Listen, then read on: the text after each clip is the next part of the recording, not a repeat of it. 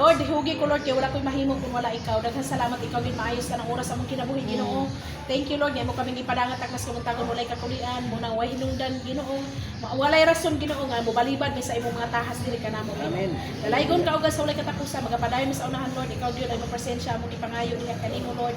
Ug triple anointing Ginoo, kay wala ko'y mahimo kung wala ikaw. Ikaw gyud ako sa liga labaw sa tanan.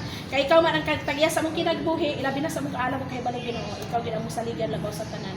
Kining tanan Lord God, salamat tayo sa nito diyan. In Jesus mighty name I pray. Amen. Amen. Itakas kabuntago may igsoon akong pagadadong verse dire na makita sa Usias 10:12 nagaingon dire. Sultihan ko sila, daruha ang inyong og ipugas, madungog ra ba diha may igsoon? Og ipugas ang binhi sa katarong. Aron maadi ninyo ang bunga sa gugma nga walay paglubad. Panahon na nga magpangitaon ninyo ako ang Ginoo aron ipaulan ko kaninyo ang kaluwasan. Praise God. Ug ako kanigi timahan may sulod daruha ang og tamni kini sa pagkamatarong. Praise God. Sa tong kinabuhi dili biya nato malikayan no nga bisan alagad na ta sa Ginoo naging panahon nga kanang naang masigmuyo ta. Usias.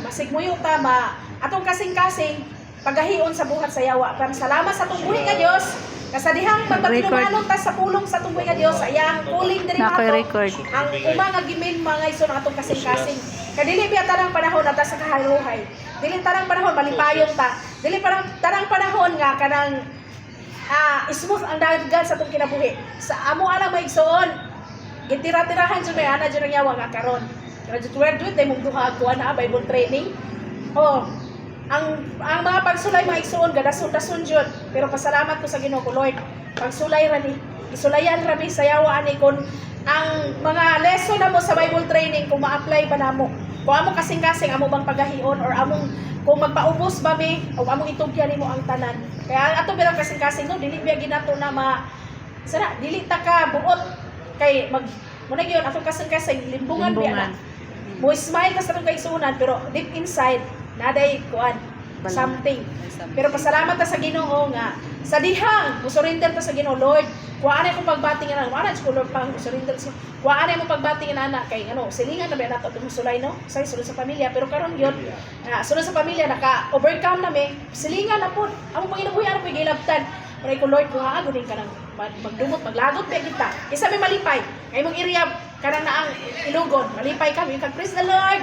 Imo muna kuan nga nga muna biya kami muna biya sa among kaagi nga no sa asin nasunugan pa wala as in back to zero gid may na imbis karon na nanay panginabuhian nga kuan kay amo pinawas biscuits o kaning dagat manggod pero kanang ang daga kani amo ang tawag kani bunsod dili siya na mo na iwari kay ngano kada adlaw mao man siya mag-provide sa among panginahanglan kasi estudyante mga kanang sirimana kay kani intra man kita mitras natay negosyo na putay utang may isuon di na ko nay kaulaw no kay kami nagsugod din sa walang-wala gid kami magdiayon wala mi nagsalig sa among ginikanan kay among ginikanan luoy po wala kami nalikamo gid muto ni abot ang punto nga na mutoy ko Lord imo gyud gisulayan mo kasing-kasing kung makakaya ba mutoy ko Lord kuha agud ni pagdumot Ginoo magdumot mo kita kay so malipay ta no lagaw pa kita so puglusulok sa tas kalipay pero ay ko Lord kuha agud ni pagdumot kuha ni kalagot nga ako gibati Ginoo kay kanang kabalo jud ko taktika nimo yawa pero di jud pa magbadaog kay Ginoo nako madang gid mo oy pagasulbad ni ana una ng igsoon nga gidala ko diri nga gingon diri nga daruha ang og tamni kini sa pagkamatarong Usias. Usias 10:12 unay gisugo sa Ginoo nato nga ang kasing-kasing which is ang ipadaron ni sa pulong sa Ginoo aron nga atong ma-apply ang pagkamatarong ug mapakita nato sa katawhan ni igsoon dili man na kanang insigida pero inanay kung atong ginang isurrender sa Ginoo inanay mawala ginato ang mga kanang kayugot kalagot mao na may igsoon atong ipadaro sa pulong sa Ginoo kaday pa no diri sa kuan Lucas 9:62 nagaingon diri si Jesus mingon kaniya kinsa gali kadto magsugod pagdaro unya nagsigig lingi sa likod dili angay sa paghari sa Dios muna mga igsoon kadili gyud dayta muna gyud mututok lang kita sa tong buhi nga Dios kung naamay mga pagsulay mga trials mga problema ato lang itutok ug ato giisalig sa Ginoo mga igsoon dili kita magsigig lingi sama sa gibuhat sa asawa nga ni Lot nga sa dihang gi-instructionan sila sa Ginoo nga Dagan o ayaw paglingi, di ba naglingi ko siya kay nawili sa kaptangan, hinugduman na itong mga igsoon.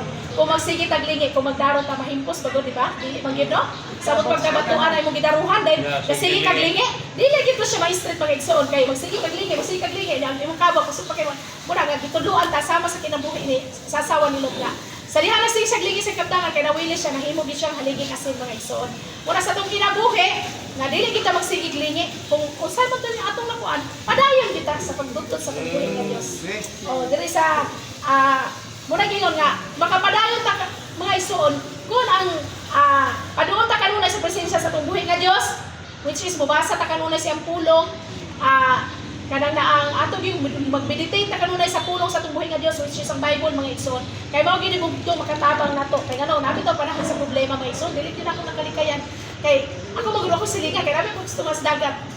Kay karon na ako ate pero kung karami taon ako sa kanang stress ako sa problema, wala ko ilaing kuan, muna akong tambal nga akong i-take.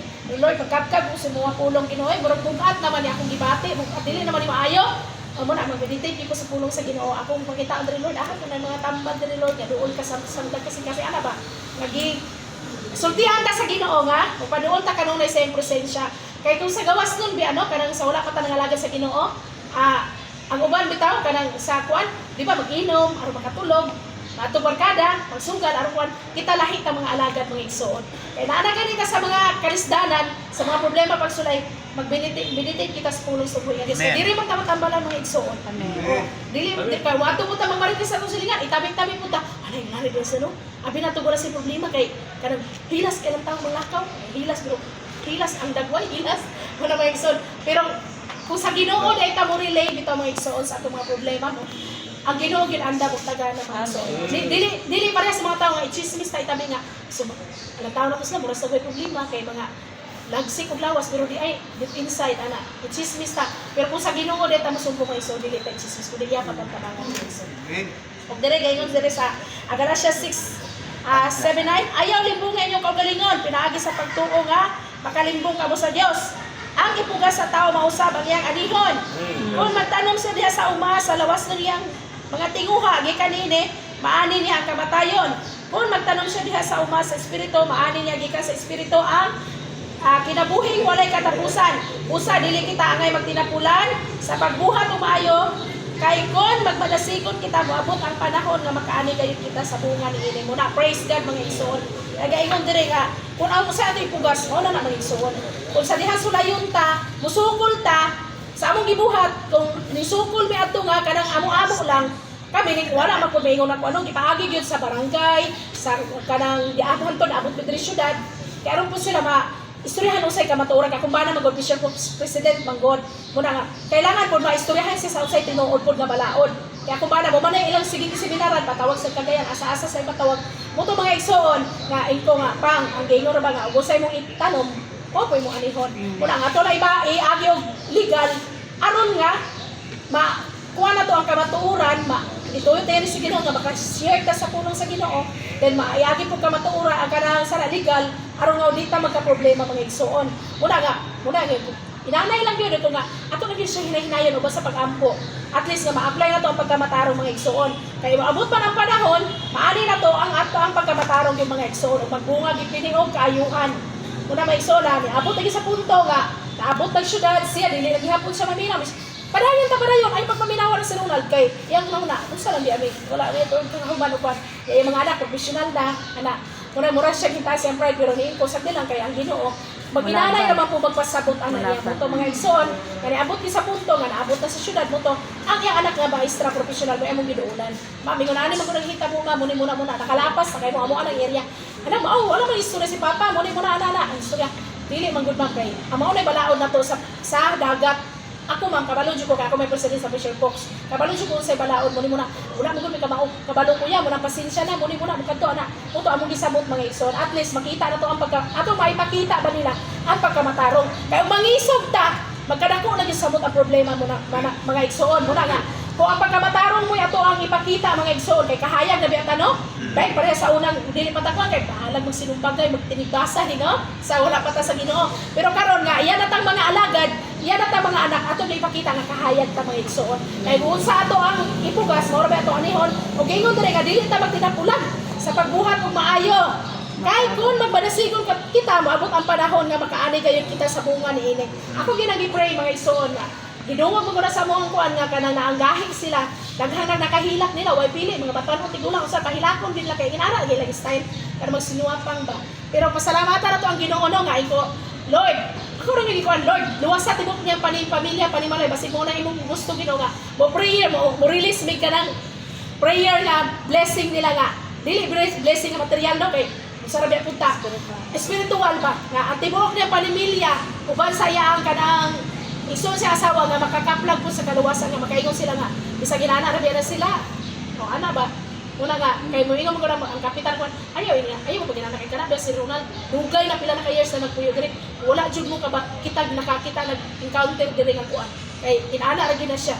O muna mga igsoon. Na ako gyud dito uhan nga giingon diri nga moabot ang panahon na makaani kayo kita og bunga ni ini which is sa pagkamatarong na makuan ta ba nga ang Ginoo gid mo'y madayag sa tong kinabuhi ang mahimong ta kahayag dili ta mahimong kanang sana pabigat sa ato ang lipunan sa atong barangay mga igsoon. Og diri sa Matthew 13:30 pasagdi ninyo nga ang trigo ug ang mga sagbot magtubo. Amen. Sorry, pagdipan. Lagi sakto to. Mo ni. Sumpay Ang trigo ug ang sagbot Magdungan. Magtubo. Hangtod sa ting-ani. Ayaw ibta. Kay ingnon ko na kuraw niya ang mga ting-ani ibta ninyo ang uma. Ibta ni pag-una ang sagbot. Pupusa kini og ilabay ngadto sa kalayo. Apan tiguma ang trigo og ipusa dito sa akong kalayo kuna mga igsoon nga mahimo lang pasaway mga igsoon, mahimo lang padlungon. Ay di kamo sa ting-ani mga igsoon ibton kita gilabay isugba sa kalayo. Pero mahimo tang panalangin mga igsoon, ipahipos nita sa Ginoo oy dili ta pasabot. O muna nga bisan pag natay mga problema sa atong kinabuhi ug sa padiha mga igsoon. Sa para verse Ato Matthew 13:30 dili lang kita kulaan sa pagbuhat ug maayo mga igsoon. Kaya Ginoo anda mo tagana gid ang mutabang nato no.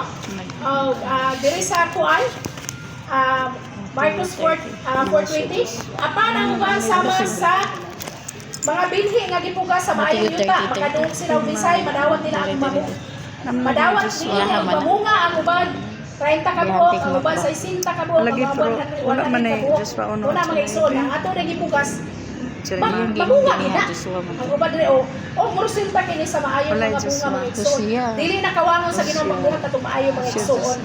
Muna nga, og sa dihang buhat sa kita mga maayong buhat mga igsoon og mamunga kani diri ang bunga nga espiritu nga igsoon sa Galatians 5:20-23 apan ang espiritu maghatag sa gugma kalipay kalinaw pailog kaluoy kaayo o pagkamatinud-anon pagkamapausanon o pagkamapainuganon sa kaugalingon kini mga butanga wala yung may supak sa bisan unsa balaod muna mga igsoon.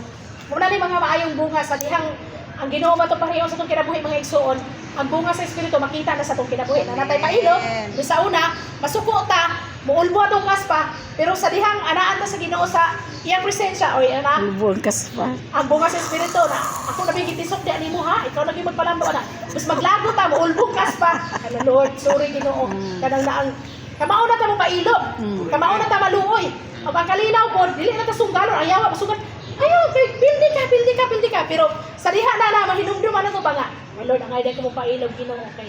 Ang ikaw ra magaygon Lord, ang mo pataas.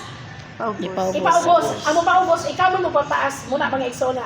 Ang bunga sa espiritu ano makita na sa kung kinabuhi nga mahimo na ta mapausanon, mahimo na ta kamao na ta maluoy, imbis maglago ta, lamig kumuton, kamao na ta maluoy mga igsoon. Magbugong na tas nung magalingon kay Lord, imo binay kong anak no. Tabang Lord dabang ayaw itaw ditugot ka. Kuan kay kanang naang ako laging magulang pag atubang na dito sa kapitan. Sirot kuyog jud ka kay ako na po awayon niya nimo, nigabot sa kuan mo to nga. Yara itaw ako magulang. Kaya ba pag-isog ha kay di maidungog mo kay pag-graduate mo. Iko di po ko mag-isog ti oy. Nabalo man jud ako magulang nga. Sa wala pa ko nakalaki sa Ginoo, di ko malupig. Kaya sa una elementary me, kada sinong bagay, ay kabayan yun ako, tukon yun ako. Di ko malupig yun, muna nga hingon yung magulang. May bago ba yung mag-graduate ha, di ba maidungog ka. Mag-away ka dito, mag-isog ka. Kabalong di ka sa kinaya tabi.